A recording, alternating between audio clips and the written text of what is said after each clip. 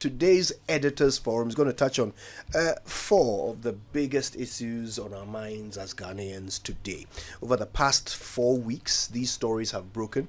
The first one being the leaked tape purporting to have the voices of some important people plotting, allegedly, the removal of the IGP for political purposes, for the purposes of giving them an advantage in the election. Then we had the Cecilia Dapaah case, with millions found in her home, millions stolen from her home and reported to the police, following which an investigation has started to determine the source of these funds.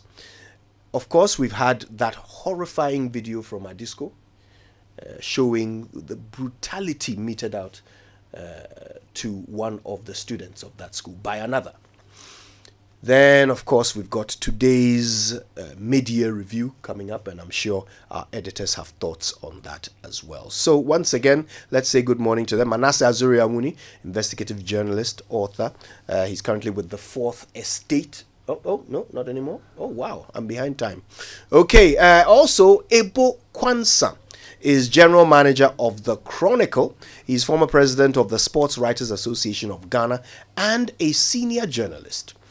We have Shamima Muslim, development, communication, gender and inclusion trainer and convener of AWMA. Shamima will be joining us shortly. But we have Quansah and Manasseh on the line. Good morning to you, gentlemen. Good morning, Koju. Yeah, it's wonderful to have you, Manasseh. Looking quite awake at this time of the morning. All right. I'm not looking as sleepy as Winston, who is yawning as if he's been forced to. Manasseh. Winston, Bongo. when they were on break, I saw you yawning. You saw me yawning. And I was wondering if morning show hosts have a special allowance for the night sleep. Manasseh, we'll have to fact check you for that. But if you don't mind, I'd like to start with you, Quansah. Our biggest story over the past few weeks, at least, has been this Cecilia Quansah debacle. But it was broken by your newspaper. You first published the story of the theft, which was reported to the police. I'm just wondering. I've been dying to ask you, what went through your mind when you first saw that story on your desk? My brother, it's just very simple. The story came from the court, and court stories, are credible. I mean, that's what happens. And then the second issue is simple, that $1 million, 300,000 euro, and then, quite a bit of sizable amount of cedis in one's home. Is the home a bank? I mean, I thought, it is important for the people of Ghana to know what happened in court that day. And especially, I think, it is also in the interest of the President of the Republic of Ghana and his government to know that all may not be well with the ministers, The current is a friend, as a matter of fact. I mean, I'm a liberal Democrat, and, I happen to share his thoughts and governance. But for the past 8 years, there haven't been many changes in his administration. So, in my opinion, it's good that this story comes out for him to reflect and decide whether or not it is time for changes. Because when people remain at a particular place for quite a time, they become too comfortable and tend not to, follow the rules and regulations of this country. So I thought the president ought to know and ought to sit down and reflect and put his foot down, because things are not what it should be. Based on that, how do you assess the president's response in his acceptance letter of her resignation? Well, in that case, I think, he has worked with her for quite some time and maybe decided to, pat her on the back for the number of years she has served. But I think the content, could have been amended a bit. Which part? That, praising her for, all that she has done and that sort of thing. I think, the praise should have been mellowed a bit because of the circumstances under which she resigned. Okay, now, listening to you, Quansah, you talked about the fact that you wanted people to know what is happening and also get the president to take a second look. Do I get the impression that, even with this story, there are a lot of discussions as to whether or not the story should be published or dropped? Oh, please, as for the story, I don't have any reservations at all about it. I think that, it ought to be published in the first place. It is not even our own investigative exercise or something that you could say, oh, this matter is a bit, but this is in court. It's an open court that, all media, everybody has access to court proceedings. If Chronicle had not published, maybe another newspaper might have chance on it and published. And I think, secondly, it is a story that ought to be told. If it's true that all these quantum of monies have been found in the minister's house. In any case, if the minister didn't want people to know, he would not have gone to open court. Okay. That's a point. We're joined by Shamima Muslim as well, Development Communication, Gender and Inclusion Trainer and Convener of AWMA. Shamima, always a pleasure to have you. How are you doing? Oh, Kojo, Winston, everybody. Mama V, good morning. Uncle Ebo, Yes. It's been a long time. Very much so. Yes. Uncle Ebo, in continuing, you said that as much as you share the president's view, there hasn't been a lot of reshuffle over the period, and so you felt this would offer the president a chance to take a second look at his appointees? Hello, Quansah. Hello, Quansah. Yeah, can you hear me? Is the question addressed to me? Yes, it's addressed to you. Oh, yeah, sure. I believe that, as I'm saying, the ministers are getting too comfortable in their zone.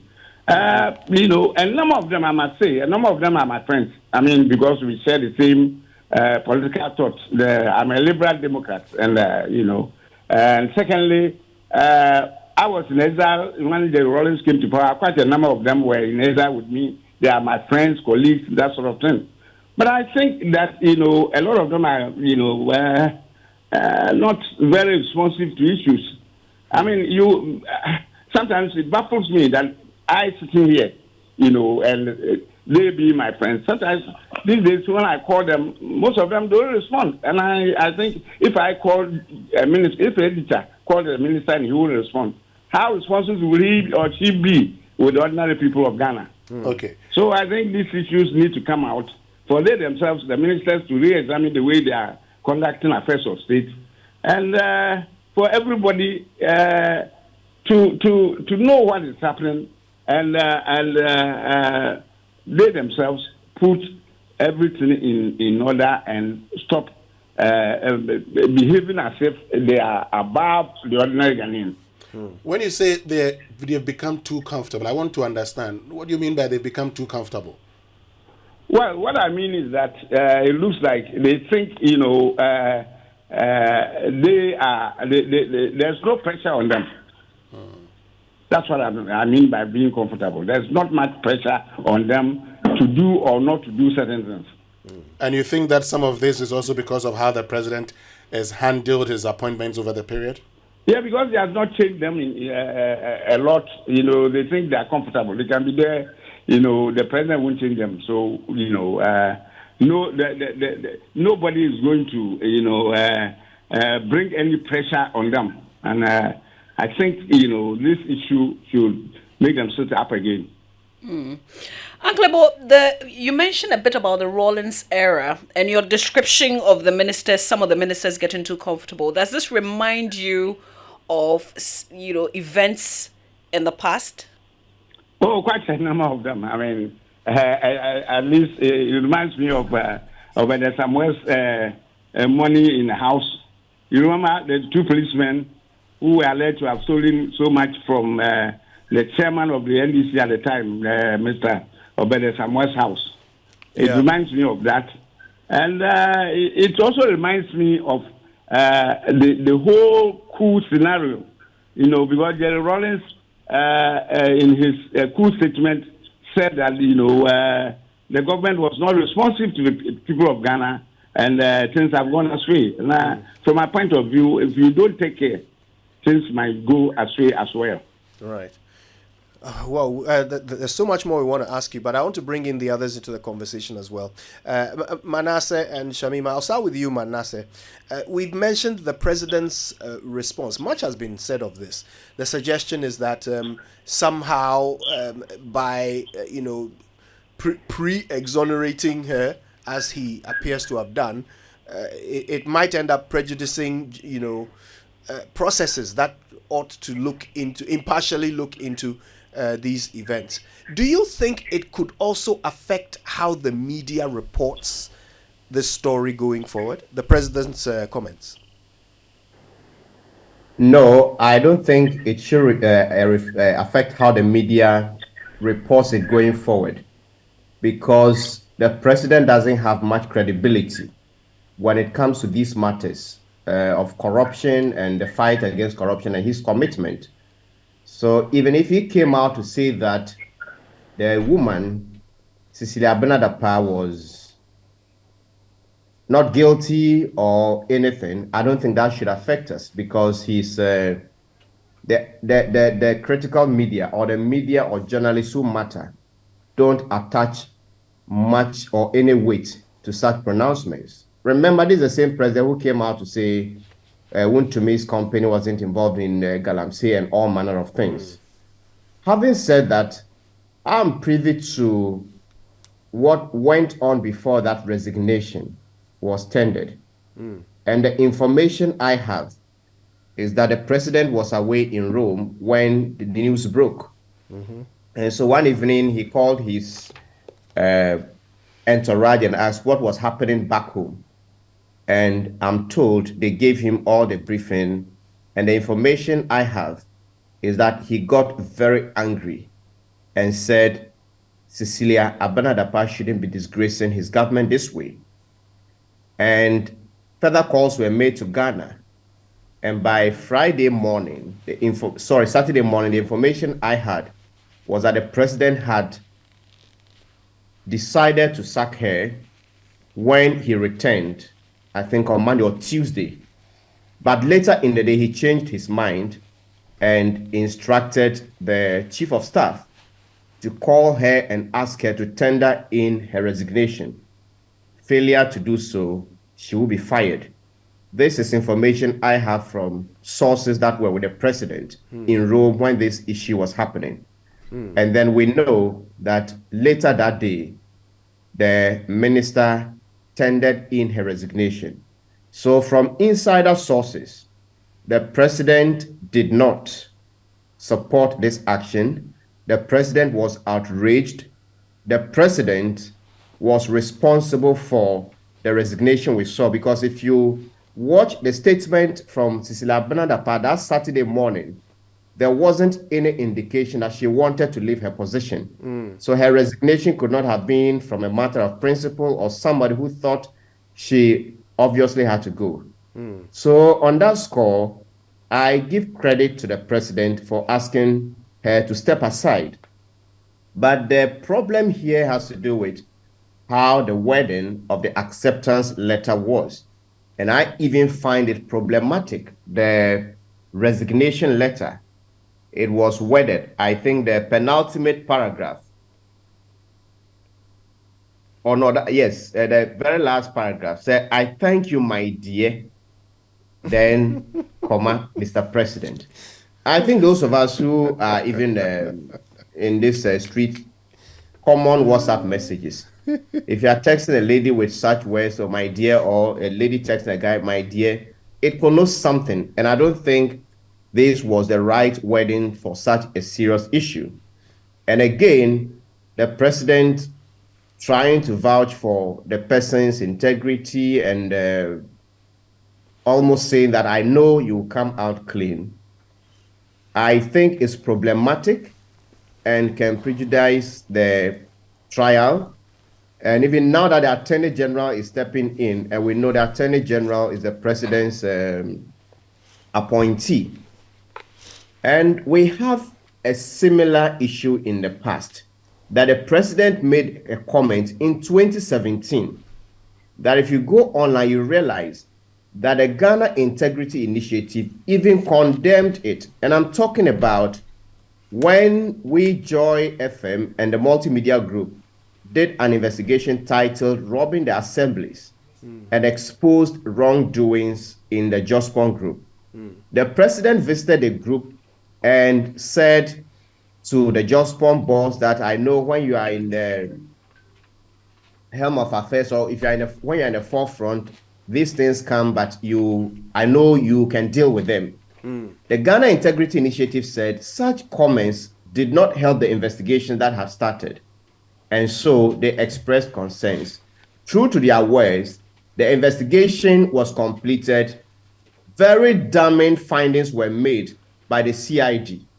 And I supported the CID in the investigation, so I know what the docket they sent to the Attorney General's department. If anybody in that department said there wasn't evidence to prosecute, I will call that person a liar. But nothing came out of it. So if you have the same president trying to, again, say that somebody, I know you are, virtually saying, I know you are innocent because I know your integrity and everything, I won't be surprised that those who would want to pursue this case may be thinking twice if the president is vouching for her integrity. Then we should be careful not to, again, try to do something that will disgrace or undermine the president. Right, so Manasseh, knowing what you know with the background, where you say that the president was responsible for Cecilia Dapaah's resignation, do you think that the acceptance letter was indeed from Mr. President? We are not told that it was from, it wasn't, we are not told that that letter was from MidYear or Eugene Ahi or someone. We are told that it was from the president. And so if the wording was wrong, the president must take responsibility for it because he signed that letter. Yeah. And I don't think we have a president who is a lawyer. We were told an astute human rights lawyer, but some of us who grew up very late and are experiencing his presidency cannot vouch for those credentials. But as a lawyer, I don't think he will sign a letter without reading it. And I don't think if he didn't agree with those words, he would have put his signature beneath them. So until something else is proven, and in this country, strange things do happen. We are told that charge sheets and the facts in there can even change and they are not correct and all of that. But as we stand, those are the president's words. His signature is beneath those words. And I cannot have any reason to say he didn't utter them. Yeah, there is some dissonance there from what you are saying. If indeed the president was the one who initiated the removal from office of Cecilia Dapaah, which was done through resignation, then yes, there is some dissonance. It's very hard to reconcile that against the words in the acceptance letter. Shamima joins us too, and Shamima, today the underlying theme of the conversation we want to have about all these big stories is about the issue of morality versus legality.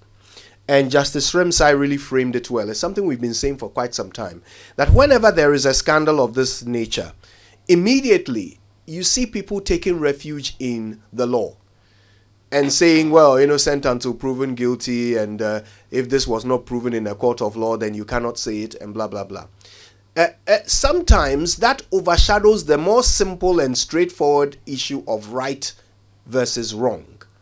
Do you see that happening in how this this particular Cecilia Dapaah story has been reported?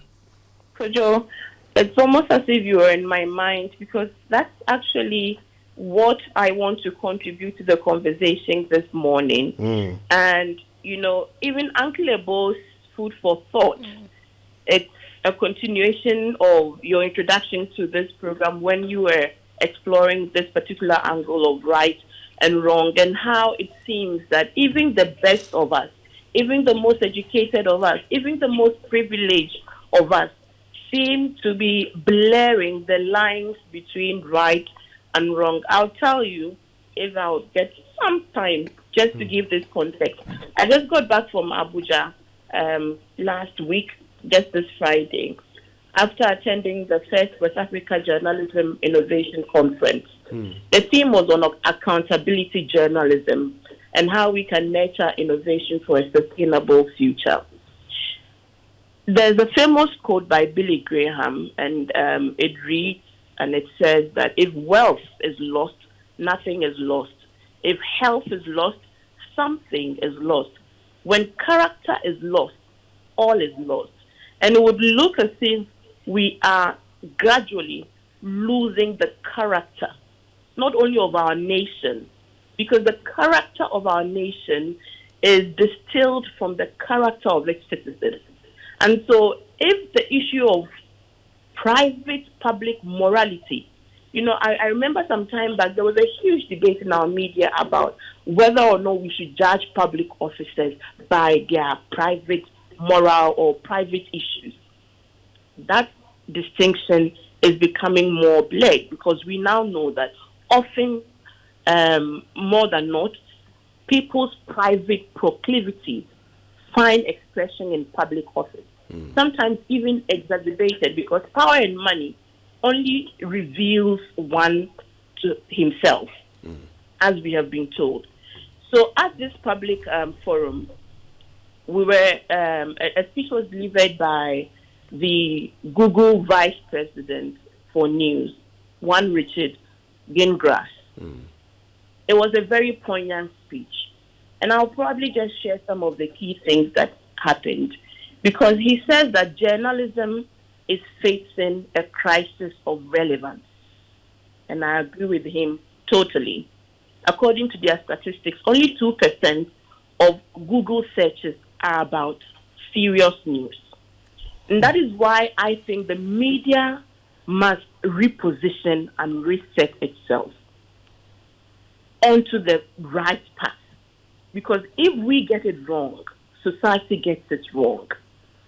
And the fact of the matter is that people are increasingly consuming less serious news because of this digital era and the proliferation of fake news, misinformation, disinformation, malinformation, propaganda. Just as you have said about some dissonance there, I also highlighted mixed signals. And when media also reports, because after the Chronicle reportage on this matter, the issue has become even more fudged than it was from the beginning. So if we as media are not providing the clarity, what we do is to offer wrongdoers avenue for escape. Because the issues become too fudged, we confuse the public, there is no clarity, and the truth therefore becomes lost. And that's one of the things he says, that when we are amusing ourselves to death as consumers and participators and actors in this ecosystem. And the fact is that if we continue to do this, truth will become drowned in the sea of irrelevance. Because it will be easy for people to discount the truth because of just how fast and complicated the matter is. So my first caution to us as editors and journalists is that let's keep our eye on the ball, let's keep our eye on the issues, and let's give clarity. Let us inform people and not necessarily tell them what to think. If we inform people with the facts, if we follow the story with the facts, citizens would largely come to a logical, correct, truthful conclusion as a result. So if you ask about this issue of morality and ethics, all around us, look at this popular song that we are all dancing to. Abena, call me later. Who sang that song? That was King Promise. The King song is Promise called Terminator. That, who are you to judge me as if you are what? Holy path? No. And once we keep pushing that narrative of selfish seeking of pleasure and happiness, I love the tune of the song. I love the good feel factor of, we're all struggling and we're all just trying to be happy and do our best. So at what point now are we allowed then to call out wrongdoing?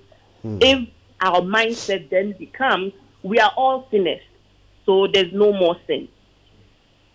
We must have these critical conversations because those spaces for accountability require of us as journalists, as media, that we ourselves become accountable to the profession. Because a wrong story is in itself a threat to freedom of speech. A false story, a misinformed, a mistreated story is in itself a threat to media freedom. So since it is an editor's forum, we must first put the spotlight on the way we are focusing on the story and following the story, so that the issues become so distilled to the point that we find where the wrongs are. Even if we find, because it cannot be normal and right that such amounts of money can be located in a particular place of a public officer who, in the normal scheme of things, should have a heightened sense of awareness about the precarity of her situation as a public officer. It saddened me. I never made any point about this because I was aware, and I was saddened also because of the agenda we've been pushing, okay? And the fact that it's a woman and it's a public officer who I think has, she's stayed largely off controversy.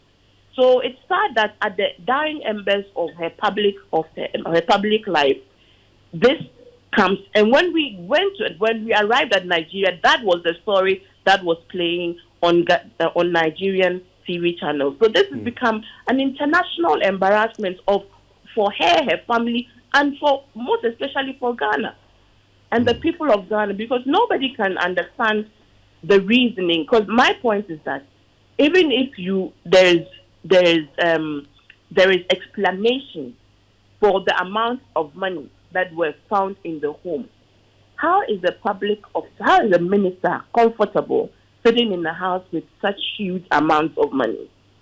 Why was something not done to dispose of them? You said you had other brothers. Why was something not done to take a decision on what that money should be used for, or where that money should go? You see, so there are too many unanswered questions, and it just exposes the fact that the people that we think should be well informed to take right decisions seem to they themselves be confused about the difference between right and wrong, about the difference between the values that should and ought to guide the way that they work and communicate themselves. The values debate cannot be overemphasized. Yeah. The character of the nation is lost or is fast dissipated. And we are all told that we are sinners. And so keep quiet. Yeah. But we can't keep quiet, especially as journalists, even with all of our failings. Indeed. We are still the tool and the vehicle for which democracy will be sustained in Africa. And at the bottom of that is to build accountable institutions, accountable public individuals, but also accountable citizens. Yeah. So that when something is wrong, it is wrong. And we all should feel it as a matter of course that this doesn't seem right. But beyond that, so what are the errors? And do those errors lend to legal redress and means? And this is why I think that the investigative authority shouldn't further come and patch this matter. OSP is doing this, Attorney General is doing this, Parliament is doing this. Don't fudge this matter any further. Right. Let there be collaboration, and let us find where the errors are, and let us distill the lessons. And if people should face the law as a result, if there is really evidence of that, then people should face the law. Okay, I want to bring in Quansah. This all started with your publication.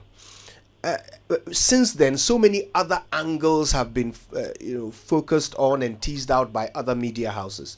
I wonder how you assess the work of the other media houses that have taken on this story. Have they focused on the right issues here, or do you think, as Shamima suggests, that the issues are getting fudged? See, the tragedy of the whole, reportage by other papers is that, they seem to claim as if the story is their own. They scarcely mentioned thing was published in the Chronicle. And, they've taken it as if it's their own and running it in angles that some make me uncomfortable sometimes. Some of the angles are suggestive without, looking at the facts as they are. Okay. Our interest, as I said earlier, our interest is that, this matter happened in court, open court, and that, is the fact. We believe that is the fact that the minister presented to the police that made them prepare the charge sheet and go to court. Yeah. We were not. We don't believe that the story might have been manipulated or whatever, because it was read in open court and the facts and figures are in the open court. But how others are running it, makes me very uncomfortable in the sense that there are all kinds of accusations. The story we publish has no link to any accusation. We publish facts and figures as they appeared. Right. So we expect others to follow the same, not put in their own suggestions and other sort of things. What sort of accusations and suggestions have you seen? Has become an albatross around our own neck, because we seem to be running with issues without we ourselves going behind it, and that is a tragedy for journalism in this country. Yeah. What sort of accusations and angles have you seen that have made you uncomfortable? Suggestions that even without there may be some are even suggesting trial of the minister and that sort of thing. I think we should allow the court to finish its own activities, then we can take it on board and make our own conclusions. We cannot suggest what the state should do when the matter is still in court. That's my beef. Well, the minister is being investigated for corruption.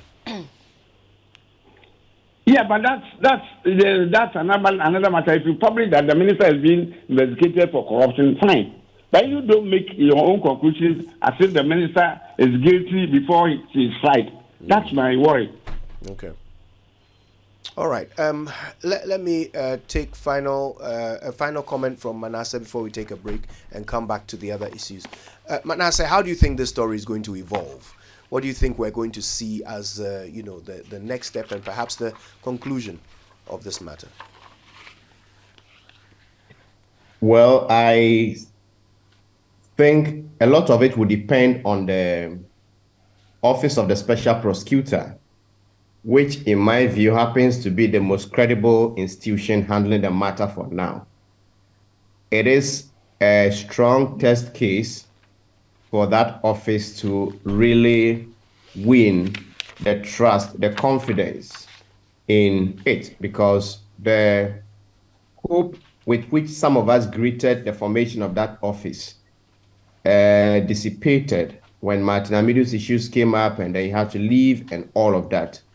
And this is about the biggest fish and the most sensational issue that office is handling. And for me, I do not share with the view of my senior colleague that the questions and others are a bit too much, because I think what is in court is a totally different matter. What is in court is some two individuals or some other individuals standing trial for allegedly stealing. What the media is reporting is that a minister of state is reported to have had so much cash. So the questions to Cecilia Dapaah, how she got the cash, whether genuine or foul means, should not affect what is in court. That is a totally different matter. Cecilia Dapaah has not been charged with anything. So we are very free to ask questions. And let us not forget that even if it was reported that $1 million, 300,000 euros, and some cedis, those amounts were stolen from any member of the East Legon Executive Club, I would still have asked this question. Why would those people keep so much cash in their bedroom?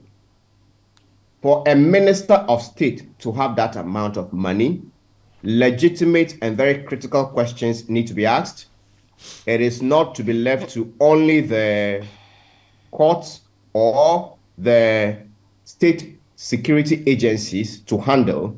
This is a matter of public interest. And as I've said, the issue is even not in court in the first place with regards to the questions that have been asked the minister. Yeah. So I believe that all the questions and criticisms are legitimate. What we should be pushing for, and as media, is that we shouldn't let the next scandal lull us to sleep on this matter and forget to follow up as we've always done. Indeed. Because the more interest we sustain on the matter, the more angles we dig, the better it will be for even those security or state institutions that are investigating it. Yeah. Thank you for that. And thanks to the others as well for your comments on this. When we come back, we've got other stories to touch on. There's a mid-year review coming up later today. We'll get your very brief thoughts on that before we get into that horrifying video. We all saw it. Our hearts leapt into our collective throats when we saw and heard the bang with which that boy's head was slammed into the metal frame of the bed, and the immediate resulting swelling on his face, oozing blood. We all wondered, how could this be happening to our children? We'll talk about how the media handled that story and how it's also evolving, as well as the leaked tape about the IGP. Let's continue. Our guests are Shamima Muslim, Quansah, and Manasseh Awuni. It's our big editors forum. Now we're going to spend a bit of time talking about the upcoming budget review. I'll start with Shamima. What we already understand is that government is not coming to ask for any more money. But what is in it for the Ghanaian? I mean, today, what can the market woman or the spare parts dealer or the receptionist at your local clinic, or what can the average Ghanaian expect to hear that affects him directly, one way or the other, in this budget? Do we have Shamima? Right, I think we'll have to work to reconnect with Shamima. Manasseh is with us on Zoom. Same question, Manasseh. Right. Well, Kojo, I don't expect much from what is happening. I have lost complete hope in the economy, and I'm one of those who would bank everything on luck and some divine intervention. What they would need to do at this point is to tell us major expenditure cuts. That is what we need. I'm also minded by the fact that we are going into an election year. So and 8-year cycle is likely to end. So some people would want to get enough to go home with. Wow. And it is very possible that we will see some reckless expenditure. Whether or not they ask for more money, we know they often overspend. And by the end of 2024, if we are not careful, we may be worse than we are now, because some people would want to make money to spend in an election. Some are thinking of their retirement packages. And we don't appear to be heading towards the physical discipline that we would need. Even though we have IMF, some of us are very pessimistic about the future. Well, so from Manasseh's perspective, right now they are Chira God. It's all divine intervention. Okay, do we have Vebo Quansah? Excellent. So, Uncle Ebo, I mean, how has your paper been gearing up for it? What are some of the, shall we say, the hints you've been picking up about what may or may not be in the MidYear review? Well, before I answer this question, let me, make a point or two about Manasseh's conclusion before he went on break. Oh, sure. He said Cecilia Dapaah's scandal, apparently is the biggest, that has come and a whole manner of things. But and that newsmen have a right to make up sort of comment. That is very true. But this is not the only scandal that has, broken in this country. We all were here in this country when Manasseh himself traveled to Burkina and met a certain contractor. That contractor is said to have given a car to the President of the Republic of Ghana, and that following that contractor was given a huge contract on the Eastern Corridor Road. The contractor, started with his construction. The president at the time went there and invited all Ghanaian contractors to learn from the kind of job the contractor was doing. And it only took a few days to dismantle all that. The contractor later abandoned the job and went away. But we newsmen have left the whole issue as if nothing happened. Secondly, we were all around when news broke that some 3 gentlemen from the United Kingdom came here to Ghana, and where they were the middlemen between Airbus company and Ghana, and that a certain gentleman one was had a brother in that issue. The Office of the Special Prosecution apparently was interested in the case. It went on for a while, and I believe, and I heard Martin Amidu himself, then the Special Prosecutor, saying that, linking the gentleman one to the former president of this republic. The matter went by as if, some water has passed under the bridge, and that was it. We have never, been interested in that case. So I'm appealing to Manasseh and all of us to be interested in such cases rather than, apparently choosing, which one might be of interest to us. Now, back to your question. I don't expect, too much from this mini budget. But my hope and prayer is that, some taxes will be taken off so that the average Ghanaian can have his burden lessened a bit, because it is difficult around the world, but it looks like in our case it is getting worse and worse every day.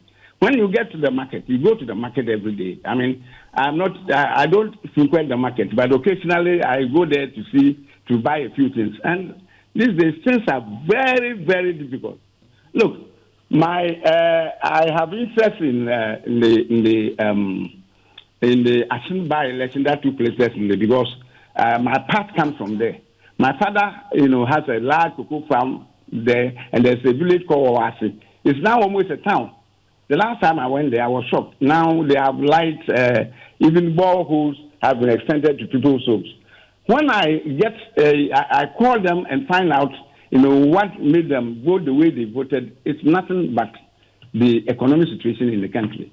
So the government must learn from it and try and lessen the burden of the ordinary Ghanaian. I'm not interested in speeches and heckling and counter heckling in the house. I am interested in a budget that will, reduce the burden on the ordinary Ghanaian a bit. That's interesting. So, so from your perspective, it's the economic hardships that will be exactly. the biggest. Exactly. If you talk to anybody, things are difficult. I go to the market, this, that. All that they are saying, they are not interested in politics of the day. They are interested in their bread and butter. Yeah. And that must interest the government. Right, Shamima. Please. Yes, Shamima. Hello. Yes. I mean, for me, I'm looking to hear what government is planning to do with regards to creating more pathways, for the most affected, to the most vulnerable members of our society. I mean, recently there was a publication that 850,000 Ghanaians had fallen into poverty. And this is what the statistical brackets could find. How about there's so many more who are out there who are really, really suffering? So if there are some pathways, to deal with these extreme vulnerabilities that many Ghanaians, through no fault of theirs, but for the mismanagement of our economy, are facing with many middle-level, income families are strained. Relationships have gone downhill. There's a lot of increased mental health situations.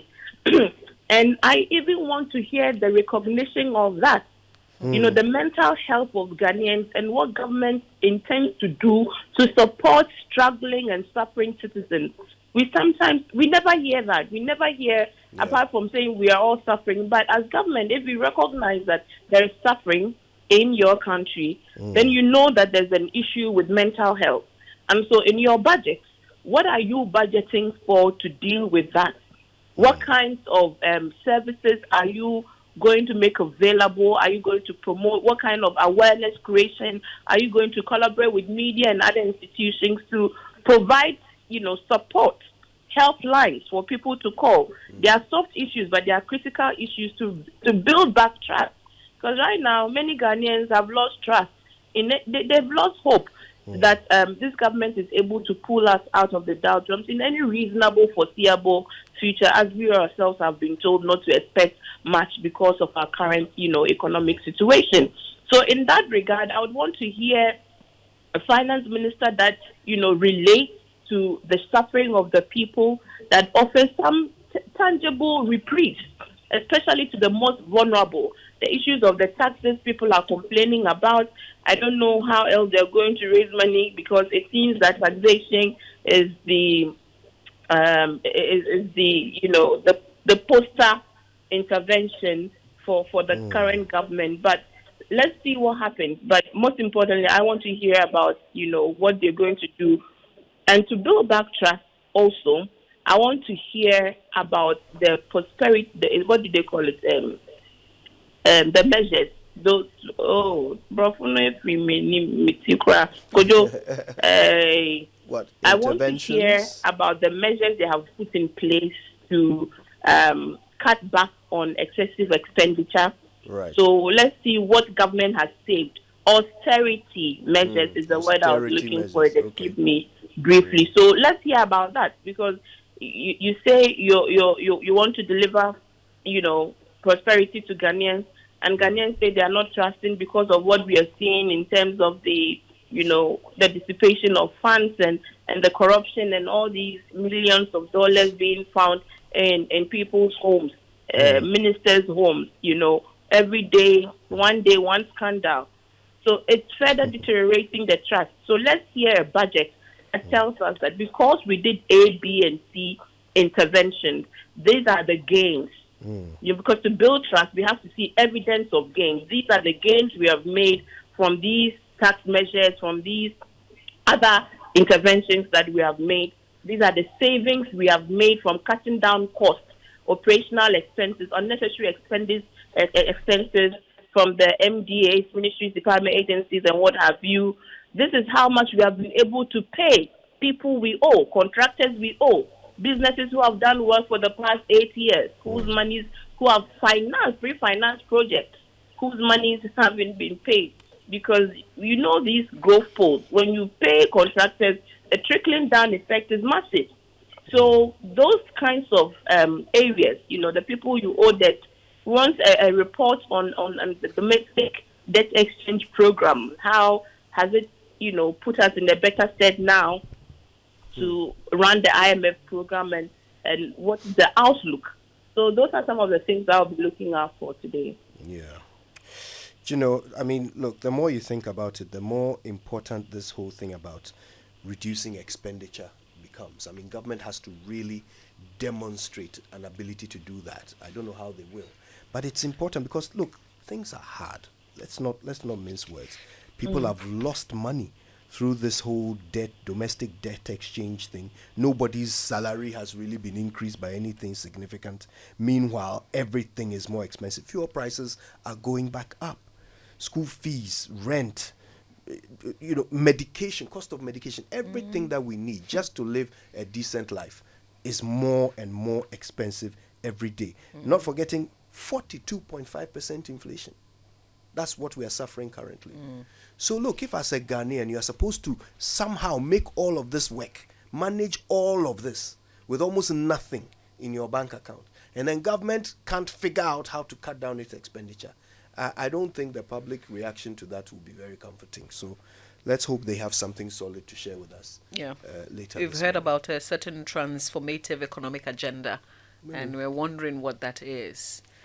Transformative at this stage exactly. So it's never too late for a miracle, as Manasseh said. Okay, listen. Let's go to Adisco. That video. No parent can watch that video with a straight face, and it raises big questions. But I suspect all of us at one point or the other have been in a boarding school, so we know that these things happen. But of course, thanks to social media, it's now in our faces. I am interested in how this story was covered by the media, whether indeed we have been able to tease out all the relevant angles, or whether this is yet another story which is an opportunity for us to fix a long-standing wrong in society, but perhaps we haven't taken that opportunity. I'll start with Shamima, actually, if you don't mind. Your initial thoughts when you saw that video. Okay, so again, I caught on to that trend later in the evening after, my day was over. So it looked like I'd missed a lot. And of course, as a mother of 2 boys and 2 girls, and as somebody who also attended a boarding school, it was difficult for me to watch that video to the end without not having palpitations. But I was also not surprised because these are not stories we haven't heard, happening in our schools. What actually bothered me was that now there are phones in dormitories, so it looks like we are able now to capture some of these things, and somehow they are leaked. So we know exactly that this might be a minute fraction of more senior serious infractions that are happening in our boarding schools. Now, the boarding schools are not bad in and of themselves. I think the thinking and the rationale behind having boarding schools beyond just convenience, but it's also the importance of building character and building discipline and giving children some form of routine to ensure that they are able to be independent, especially with the old system. When children went to school, secondary school as young as some 9 even, some 10, 11, and they stayed in the secondary school over a 7-year period. You were even alluding to the lifelong bonds that have been created as a result of that system.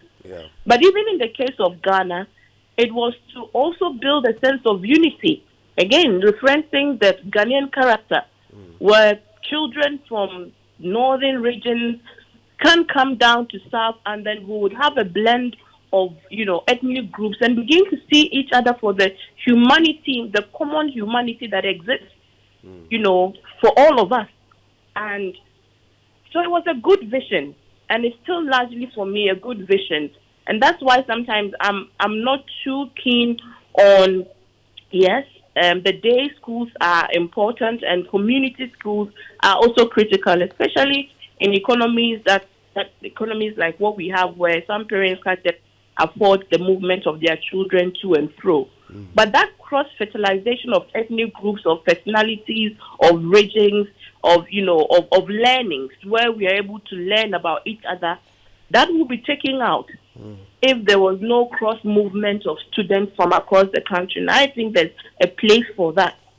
Now, there's a big problem now with I don't want to say this current generation, but the distractions that this current generations have been exposed to, which even 20 years ago when we were in secondary school, we didn't have to contend with, means schools must be more intentional about the interventions they make into the mindset and the discipline of their children.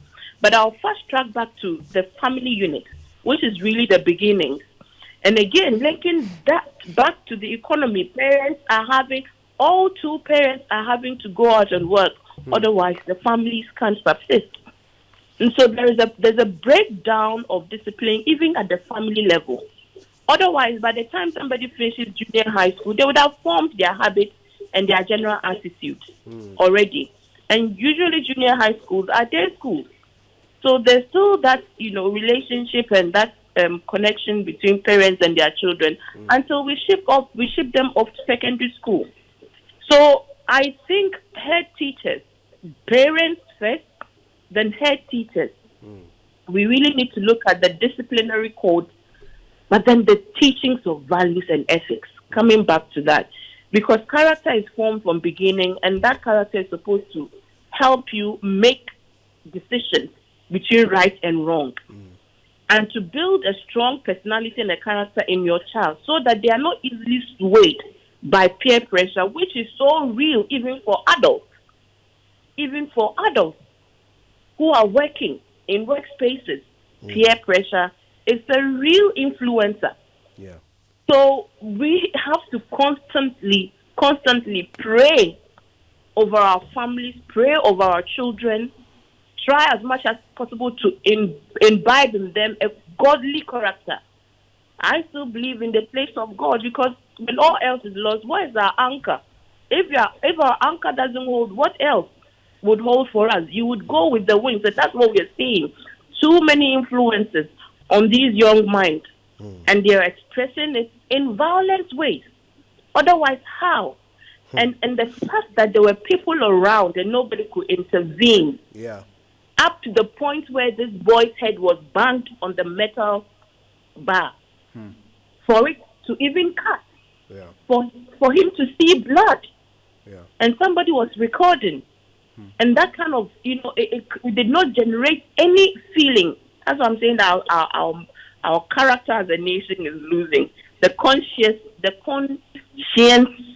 of even these young people who should have fellow feeling. It's waning, and it cannot happen without re-engineering. So we need to re-engineer. We need stricter codes of discipline, and I know this is going to create controversy because I think that even the teachers, I've heard Nat and Nagrat speak, about the removal of disciplinary methods.